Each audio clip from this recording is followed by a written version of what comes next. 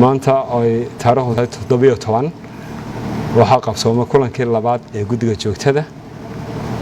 waxa ajanduhu ahaa si wadida kii arrimihii lagu soo gurfeeyay kulanka koowaad dhamaystiristeeda iyo wixii qabsoomay muddada iyada aan actually la saaray muhiimadda ajandaha kala fadhiga lixaad samayntiisa iyo isla markaa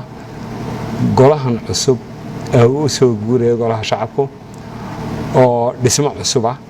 oo shaqooyin badan kullu u baahan wax ka soo la dhiso ayaa maanta kormeer lagu sameeyay kormeerkii ugu dambeeyay baa lagu sameeyay maadaama hawl galayo sabtiga kormeerkaas oo saddexdii gudoomiyaha golaha iyo labadiisa ku xigeen iyo xubnihii guddiga joogtadu ay kormeerayeen si loo qiyaaso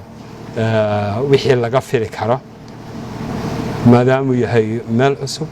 oo haddana aan sidii hore